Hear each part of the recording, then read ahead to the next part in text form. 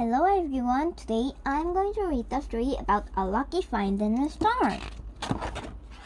It had rained all week. By Saturday, the rain still hadn't stopped.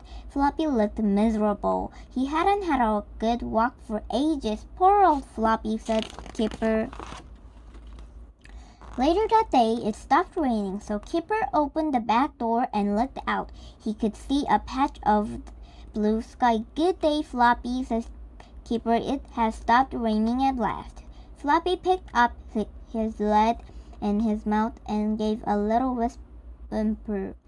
I'll see who will take you for a walk, said Kipper. Biff and Chip were playing a game. It was hard to tell who would win.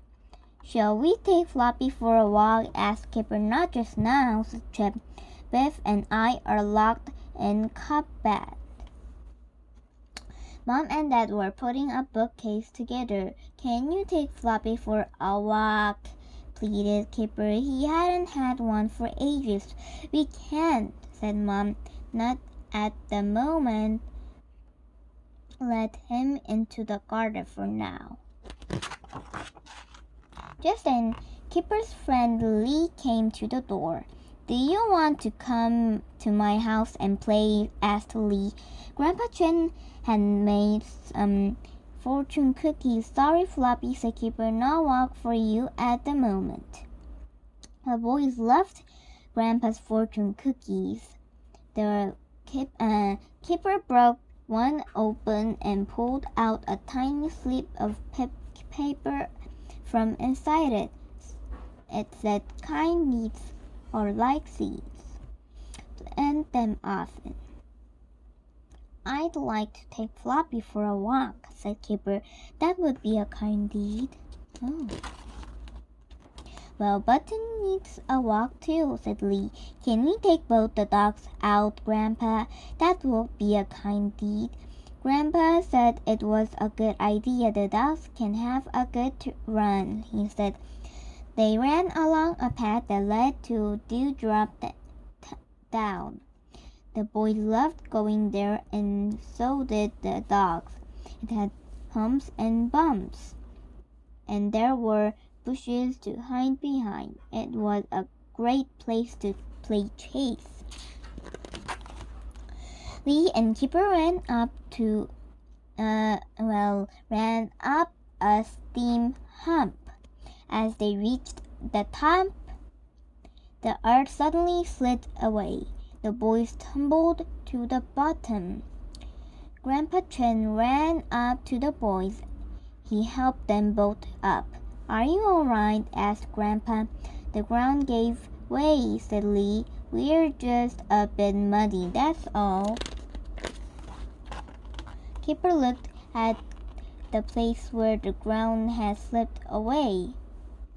A black object was sticking out of the earth. What is that, Grandpa Chen? He asked. Oh, goodness, exclaimed Grandpa Chen. It might be dangerous. It looks like a very old explosive. It was probably dropped in World War II. We'd better get well back, said Lee. Grandpa Chen phoned the police. Soon a police car raced up. Grandpa Chen took the police officers to the place where the ground had slipped away. It could be an explosive, said an officer. This is a job for experts, said another officer. Meanwhile, we must not take any chances. We'll have to tape off a large area. The other police officer unrolled a large reel of blue tape. It wasn't long before a disposal unit came. One of the experts went to look. Lee and Kipper were excited. Wow, said Lee. Maybe we will see them exploded. The disposal expert came to take the boys. He was grinning. It isn't a job for us after all, he said. I think it's some kind of pot, but it's very old. It's an artifact, and it needs a history expert. The man went over the ground with metal detectors. There may be other artifacts under the ground. One of them said it could be an ancient village or burial ground. Later, a woman called Anne came and carefully dug the pot out of the ground. She scraped some earth from the neck. Then she peered inside. This is so exciting, she said. I hope there is something interesting in it. Gently Anne tipped the pot up onto a cloth. About 30 coins slid out. Everyone gasped. These coins are 100 years old, she said excitedly. They show a Saxon king called Elbrad. He was king in about 620. Kipper and Lee looked at one of the coins through a magnificent glass. I've never seen anything so old, said Lee. King Albert had a big nose, laughed Kipper, and a big chin. A television crew came. We'd like to cover the story on the news this evening, a man said. He looked at Lee and Kipper. Now just tell us how you found the pot with all the gold coins in it. Next, the crew spoke to Anne. The boys and their grandfather did the right thing, she said. There may be more things to find. This could be the site of Saxon Village here on Dewdrop Down. It is very exciting. Back at home, Chip rushed up to Kipper. Guess what? He said. I'm the winner. I bet Biff, but only just. Well, you should have come on the walk with us, said Kipper. It was fantastic. We finished the bookcase, then Dad. Did you have a nice walk? Asked Mom. Kipper was bursting to tell everyone his news, but he didn't. It was really interesting, he said. Then he turned on the television. Everyone gasped when the news item came on. The reporter said that 2 boys had found a Saxon artifact.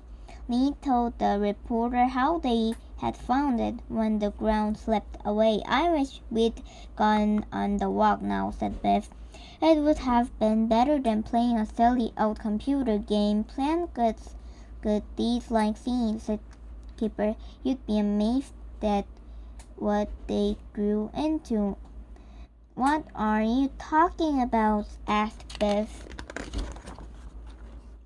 There had been a Saxon village on Dewdrop Down. The children went to see it. Anne was there to show them round. It's an occasion, said Anne. It means we found where the village was by digging. It didn't look much like a village, said Chip. It's just a lot of pits and trenches. Saxon houses were made of wood, said Anne, so there is nothing left of them, but we can tell where they stood. No. This is an exciting find, said Anne. It's a lantern writing on it. It looks like one of Grandpa's fortune cookies left when it was thanks to fortune cookies we took the dogs for a walk, Lee went on. Yes, said Kipper, the fortune cookies was right. Kind deeds are like seeds. Plant them often. Well, so we planted a good deed and it grew into finding a Saxon village. I've never made fortune cookies before, Grandpa laughed. We didn't have them in Hong Kong when I grew up. They were invented in USA. Well, keep making them, laughed Lee. Your first ones were very lucky. The end. So if you have enjoyed the story about the lucky find, please subscribe. Thank you. Bye.